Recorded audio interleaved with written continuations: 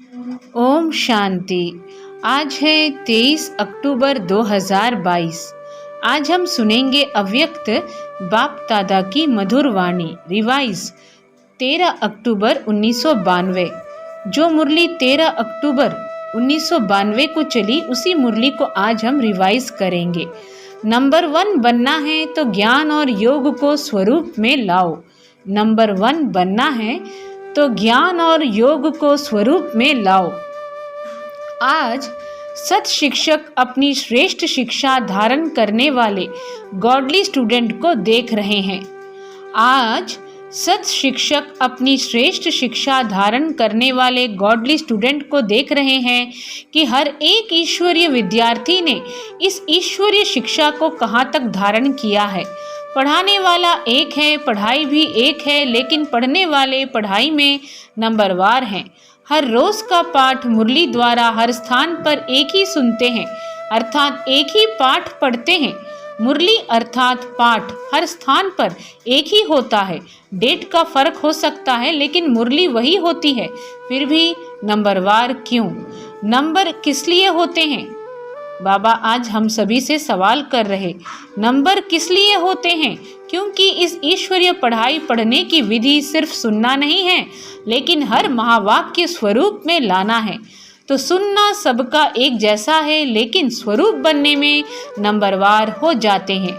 लक्ष्य सभी का एक ही रहता है। लक्ष्य सभी का एक ही रहता है कि मैं नंबर 1 बनूं। ऐसा लक्ष्य है ना।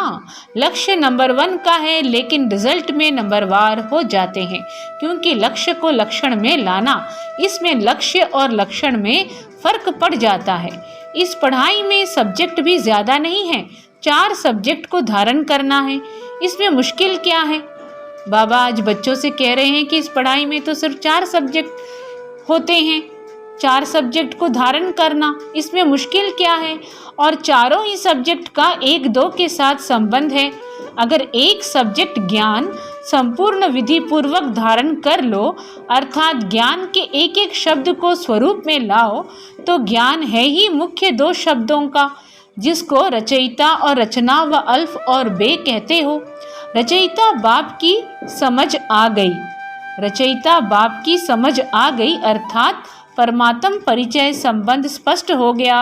और रचना अर्थात रचना जो है, पहली रचना मैं श्रेष्ठ आत्मा हूँ, और दूसरा मुझ आत्मा का इस बेहद की रचना अर्थात बेहद के ड्रामा में सारे कल्प में क्या क्या पार्ट है, यह सारा ज्ञान तो सभी को है ना।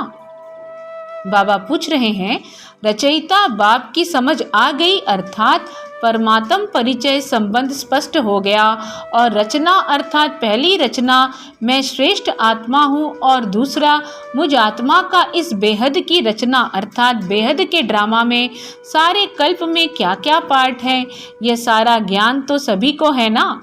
लेकिन श्रेष्ठ आत्मा स्वरूप बन हर समय श्रेष्ठ पाठ बजाना, इसमें कभी याद रहता है, कभी भूल जाता है। क्या होता है? श्रेष्ठ आत्मा स्वरूप बन हर समय श्रेष्ठ पाठ बजाना, इसमें कभी याद रहता है, कभी भूल जाते हैं। अगर इन 2 शब्दों का ज्ञान है, योग भी इन 2 शब्दों के आधार पर है ना। ज्ञान से योग का स्वतः ही संबंध है। जो ज्ञानी तो आत्मा है, वह योगी तो आत्मा अवश्य ही है। जो ज्ञान और योग का संबंध हुआ ना, तो ज्ञान और योग का संबंध हुआ ना, और जो ज्ञानी और योगी होगा उसकी धारणा श्रेष्ठ होगी या कमजोर होगी? बाबा बच्चों से फिर से सवाल पूछ रहे हैं कि जो ज्ञानी और योगी होगा उसकी धारणा श्रेष्ठ होगी या कमजोर होगी? श्रेष्ठ स्वतः होगी ना, सहज होगी ना, कि धारणा में मुश्किल होगी? सहज होगी ना, कि धारणा में मुश्किल होगी? तो ज्ञानी तो आत्मा, योगी तो आत्मा है, वह धारणा में कमजोर हो सकता है?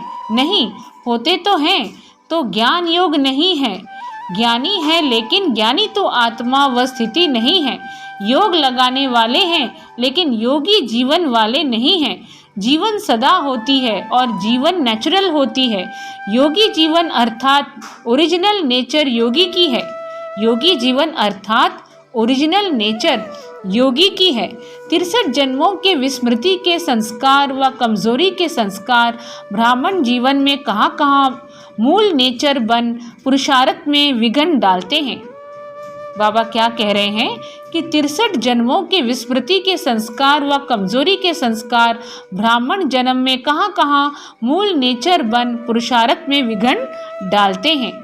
कितना भी स्वयं व दूसरा अटेंशन खिंचवाता है कि यह परिवर्तन करो, वह स्वयं भी समझते हैं कि यह परिवर्तन होना चाहिए, लेकिन जानते हुए भी चाहते हुए भी क्या कहते हो, चाहते तो नहीं है लेकिन मेरी नेचर है, यह मेरा स्वभाव है। यह हम क्या कहते हैं, यह मेरा स्वभाव है, यह मेरा नेचर है। तो नेचुरल नेचर क्या होना चाहिए, नेचुरल नेचर होना चाहिए कि हम सदा इस पढ़ाई को याद रखें। तो बाबा आगे कह रहे हैं चाहते तो नहीं हैं लेकिन मेरी नेचर है, यह मेरा स्वभाव है। यह तो नेचर नेचुरल हो गई है ना, जिसके बोल में व व्यवहार में ज्ञान संपन्न व्यवहार व योगी जीवन प्रमाण व्यवहार व बोल नहीं होते हैं, तो वो क्या कहते हैं, किसके बोल में व व्यवहार में ज्ञान संपन्न व्यवहार व योगी जीवन प्रमाण व्यवहार व बोल नहीं होते हैं, तो वो क्या कहते हैं, यही बोल बोलेंगे कि मेरा नेचुरल बोल ही ऐसा है, बोलने का टोन ही ऐसा है। वह कहेंगे मेरी चाल चलन ही ऑफिशियल व गंभीर है, नाम अच्छे बोलते हैं, जोश नहीं है लेकिन ऑफिशियल है। तो चाहते भी समझते भी नेचर नेचुरल वर्क करती रहती है, उसमें मेहनत नहीं करनी पड़ती है। तो बाबा कहते हैं कि नाम अच्छे बोलते हैं, जोश नहीं है लेकिन ऑफिशियल है। तो चाहते भी समझते भी नेचर नेचुरल वर्क कार्य करती रहती है, उसमें मेहनत नहीं करनी पड़ती है। ऐसे जो ज्ञानी जीवन व योगी जीवन में रहते हैं, तो ज्ञान और योग संपन्न हर कर्म नेचुरल होते हैं, अर्थात ज्ञान और योग यही उनकी नेचर बन जाती है। ज्ञान और योग उनकी नेचर बन जाती है और नेचर बनने के कारण श्रेष्ठ कर्म युक्त कर्म नेचुरल होते रहते हैं।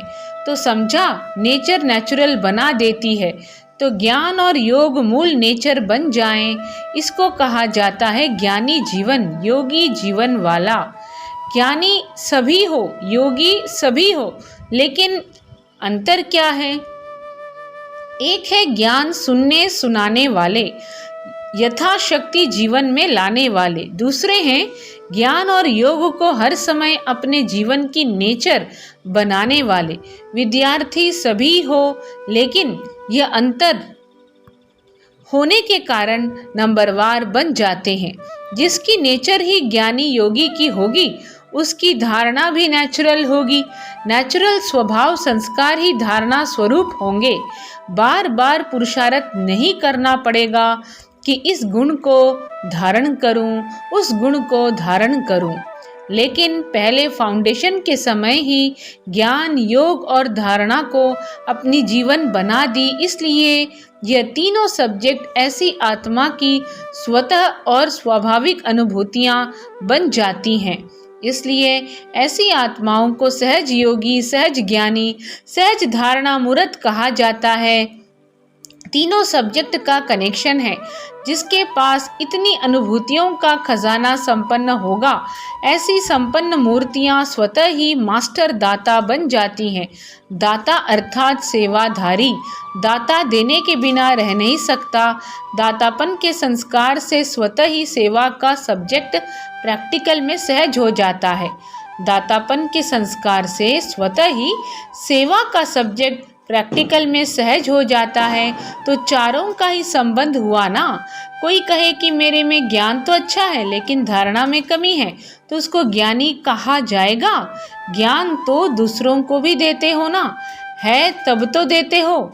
एक है समझना, दूसरा है स्वरूप में लाना। समझने में सभी होशियार हैं, समझाने में भी सभी होशियार हैं, लेकिन नंबर 1 बनना है तो ज्ञान और योग को स्वरूप में लाओ। फिर नंबरवार नहीं होंगे लेकिन नंबर 1 होंगे। फिर नंबरवार नहीं होंगे, नंबर 1 होंगे। तो सुनाया कि आज सत शिक्षक अपने चारों ओर के ईश्वरीय विद्यार्थियों को देख रहे थे। क्या कहा बाप दादा ने कि तो सुनाया कि आज सत शिक्षक अपने चारों ओर के ईश्वरीय विद्यार्थियों को देख रहे थे। तो क्या देखा? सभी नंबर 1 दिखाई दिए व नंबर वार दिखाई दिए। क्या रिजल्ट होगी? वह समझते हो कि नंबर 1 तो एक ही होगा, हम तो नंबर वार में ही आएंगे।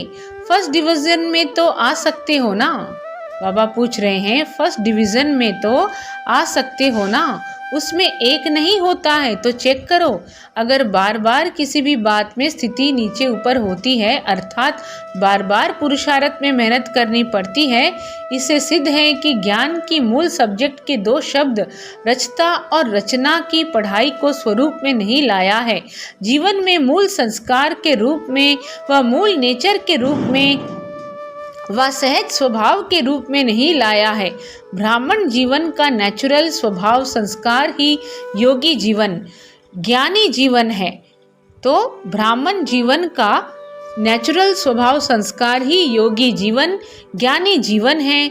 जीवन अर्थात निरंतर सदा 8 घंटा जीवन है, फिर 4 घंटा नहीं, ऐसा नहीं होता। आज 10 घंटे के योगी बने, आज 12 घंटे के योगी बने, आज 2 घंटे के योगी बने, वो योग लगाने वाले योगी हैं, योगी जीवन वाले योगी नहीं। विशेष संगठित रूप में इसलिए बैठते हो कि सर्व के योग की शक्ति से वायुमंडल द्वारा कमजोर पुरुषार्थियों को और विश्व की सर्व आत्माओं को योग शक्ति द्वारा परिवर्तन करें, इसलिए वह भी आवश्यक है। लेकिन इसलिए योग में नहीं बैठते हो कि अपना ही टूटा हुआ योग लगाते रहो। संगठित शक्ति यह भी सेवा के निमित्त है, लेकिन योग भट्टी इसलिए नहीं रखते हो कि मेरा कनेक्शन फिर से जुट जाए। योग भट्टी इसलिए नहीं रखते हो कि मेरा कनेक्शन फिर से जुट जाए। अगर कमज़ोर हो तो इसलिए बैठते हो, और योगी तो आत्मा हो तो मास्टर सर्वशक्तिवान बन, मास्टर विश्व कल्याणकारी बन, सर्व को सहयोग देने की सेवा करते हो। तो पढ़ाई अर्थात स्वरूप बनना। क्या कहा बाबा ने कि अगर कमज़ोर हो तो इसलिए बैठते हो, और योगी तो आत्मा हो तो मास्टर सर्वशक्तिवान बन, मास्टर विश्व कल्याणकारी बन, सर्व को सहयोग देने की सेवा करते हो। तो पढ़ाई अर्थात स्वरूप बनना। अच्छा, आज दीपावली मनाने आए हैं। मनाने का अर्थ क्या है? दीपावली में क्या करते हो? दीप जलाते हो। आजकल तो लाइट जलाते हैं, और लाइट पर कौन आते हैं? परवाने। और परवाने की विशेषता क्या होती है? फिदा होना। तो दीपावली मनाने का अर्थ क्या हुआ? तो फिदा हो गए हो या आज होना है? हो गए हो या होना है? हो गए हो या होना है? हो गए हैं। तो दीपावली तो मना ली, फिर क्यों मनाते हो? जब फिदा हो गए तो दीपावली मना लिया कि बीच बीच में चक्कर लगाने जाते हो। फिदा हो गए हैं, लेकिन थोड़े पंख अभी हैं, उससे थोड़ा चक्कर लगा लेते हो। तो चक्कर लगाने वाले तो नहीं हो ना। चक्कर लगाना अर्थात किसी न किसी माया के रूप से टक्कर खाना। माया से टक्कर खाते हो या माया को हार खिलाते हो? बाबा पूछ रहे हैं कि माया से टक्कर खाते हो या माया को हार खिलाते हो? तो बाबा बहुत दिलचस्प बात कह रहे हैं कि तो चक्कर लगाने वाले तो नहीं हो ना। चक्कर लगाना अर्थात किसी न किसी माया के रूप से टक्कर खाना। माया से टक्कर खाते हो या माया को हार खिलाते हो? वह कभी विजय प्राप्त करते हो, कभी टक्कर खाते हो। दीपमाला यह अपना ही यादगार मनाते हो। आपका यादगार है ना, कि मुख्य आत्माओं का यादगार है। आप देखने वाले हो, आप सबका यादगार है। इसलिए आजकल बहुत अंदाज में दीपक के बजाय छोटे छोटे बल्ब जगा देते हैं। दीपक जलाएंगे तो संख्या फिर भी उससे कम हो जाएगी, लेकिन आपकी संख्या तो बहुत है ना, तो सभी की याद में अनेक छोटे छोटे बल्ब जगमगा देते हैं। तो अपना यादगार मना रहे हैं। जब दीपक देखते हो तो समझते हो यह हमारा यादगार है। स्मृति आती है यही संगम युग की विशेषता है। जो चैतन्य दीपक अपना जड़ यादगार दीपक देखते हो, चैतन्य में स्वयं हो और जड़ यादगार देख रहे हो। ऐसे तो जिस दिन दीपावली मनाओ उस दिन ही वास्तविक तिथि है। यह तो दुनिया वालों ने तिथि फिक्स की है, लेकिन आपकी तिथि अपनी है। इसलिए जिस दिन आप ब्राह्मण मनाओ वही सच्ची तिथि है। इसलिए कोई भी तिथि फिक्स करते हैं तो किससे पूछते हैं? ब्राह्मणों से ही निकालते हैं। तो आज बाप दादा सभी देश विदेश के सदा जगे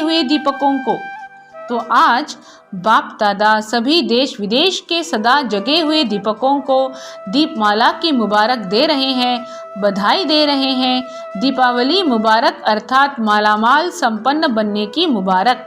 दीपावली मुबारक अर्थात मालामाल संपन्न बनने की मुबारक। ऐसे सदा जागती ज्योत, सदा स्वयं प्रकाश स्वरूप बन, अनेकों का अंधकार मिटाने वाले सच्चे दीपक, सदा चारों ही सब्जेक्ट को साथ साथ जीवन में लाने वाले, सर्व सब्जेक्ट में नंबर 1 के लक्ष्य को लक्षण में लाने वाले, ऐसे ज्ञानी तो आत्माएं, योगी तो आत्माएं, दिव्य गुण स्वरूप आत्माएं, निरंतर सेवाधारी, श्रेष्ठ विश्व कल्याणकारी आत्माओं को बाप दादा का याद प्यार और नमस्ते। और हम रूहानी बच्चों की, रूहानी माता पिता बाप दादा को याद प्यार और नमस्ते।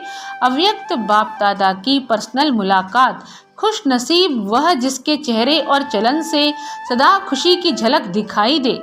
खुश नसीब वह जिसके चेहरे और चलन से सदा खुशी की झलक दिखाई दे। सभी अपने को सदा खुश नसीब आत्माएं समझते हो। खुश नसीब आत्माओं की निशानी क्या होगी? उनके चेहरे और चलन से सदा खुशी की झलक दिखाई देगी। चाहे कोई भी स्थूल कार्य कर रहे हों, साधारण कर्म कर रहे हों, लेकिन हर कर्म करते खुशी की झलक दिखाई पड़े। इसको कहते हैं निरंतर खुशी में मन नाचता रहे। ऐसे सदा रहते हो या कभी बहुत खुश रहते हो, कभी कम? खुशी का खजाना अपना खजाना हो गया तो अपना खजाना सदा साथ रहेगा ना, या कभी कभी रहेगा? बाप के खजाने को अपना खजाना बनाया है या भूल जाता है अपना खजाना? अपनी स्थूल चीज तो याद रहती है ना। वह खजाना आंखों से दिखाई देता है, लेकिन यह खजाना आंखों से नहीं दिखाई देता। दिल से अनुभव करते हो तो अनुभव वाली बात कभी भूलती है क्या? तो सदा यह स्मृति में रखो कि हम खुशी के खजाने के मालिक हैं। जितना खजाना याद रहेगा उतना नशा रहेगा। तो यह रूहानी नशा औरों को भी अनुभव कराएगा कि इनके पास कुछ है। यह रूहानी नशा औरों को भी अनुभव कराएगा कि इनके पास भी कुछ है। माताओं को सारा समय क्या याद रहता है? सिर्फ बाप याद रहता है या और कुछ भी याद रहता है? तो बाबा पूछ रहे हैं सिर्फ बाप याद रहता है या और भी कुछ याद रहता है? वर्षे की तो खुशी दिखाई देगी ना। जब ब्राह्मण जीवन के लिए संसार ही एक बाप है तो संसार के सिवाय और क्या याद आएगा? सदा दिल में अपने श्रेष्ठ भाग्य के गीत गाते रहो। ऐसा श्रेष्ठ भाग्य सारे कल्प में प्राप्त होगा। जो सारे कल्प में अभी प्राप्त होता है, तो अभी की खुशी, अभी का नशा सबसे श्रेष्ठ है। तो माताओं को और कोई संबंधी याद आते हैं? कोई संबंध में नीचे ऊपर हो तो मोह जाता है। मोह सारा खत्म हो गया। जो कहते हैं कुछ भी हो जाए मेरे को मोह नहीं आएगा वो हाथ उठाएं। जो कहते हैं कुछ भी हो जाए मेरे को मोह नहीं आएगा वो हाथ उठाएं। अच्छा, मोह का पेपर भले आवे, पांडव तो नष्टो मोहा है ना। व्यवहार में कुछ ऊपर नीचे हो जाए फिर नष्टो मोहा है। अभी भी बीच बीच में माया पेपर तो लेती है ना, तो उसमें पास होते हो, या जब माया आती है तब थोड़ा ढीले हो जाते हो। तो सदा खुशी के गीत गाते रहो। समझा? कुछ भी चला जाए लेकिन खुशी नहीं जाए। चाहे किसी भी रूप में माया आए लेकिन खुशी न जाए। ऐसे खुश रहने वाले ही सदा खुश नसीब हैं। ऐसे खुश रहने वाले ही सदा खुश नसीब हैं। अच्छा, सभी आंध्रा और कर्नाटक वालों को कौन सी कमाल करनी है? ऐसी कोई भी आत्मा वंचित नहीं रह जाए। हर एक को संदेश देना है। जहाँ भी रहते हो सर्व आत्माओं को संदेश मिलना चाहिए। जहाँ भी रहते हो सर्व आत्माओं को संदेश मिलना चाहिए। जितना संदेश देंगे उतनी खुशी बढ़ती जाएगी।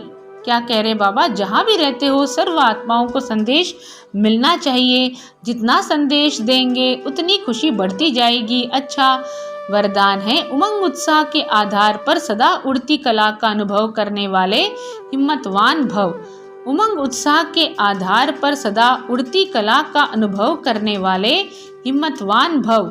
उड़ती कला का अनुभव करने के लिए हिम्मत और उमंग उत्साह के पंख चाहिए। किसी भी कार्य में सफलता प्राप्त करने के लिए उमंग उत्साह बहुत ज़रूरी है। अगर उमंग उत्साह नहीं तो कार्य सफल नहीं हो सकता, क्योंकि उमंग उत्साह नहीं तो थकावट होगी और थका हुआ कभी सफल नहीं होगा। इसलिए हिम्मतवान बन उमंग और उत्साह के आधार पर उड़ते रहो तो मंजिल पर पहुंच जाएंगे। क्या कहा बाबा ने कि हिम्मतवान बन उमंग और उत्साह के आधार पर उड़ते रहो तो मंजिल पर पहुंच जाएंगे। दुआएं दो और दुआएं लो, यही श्रेष्ठ पुरुषार्थ है। तो यही है आज का स्लोगन कि दुआएं दो और दुआएं लो, यही श्रेष्ठ पुरुषार्थ है। अच्छा, ओम शांति।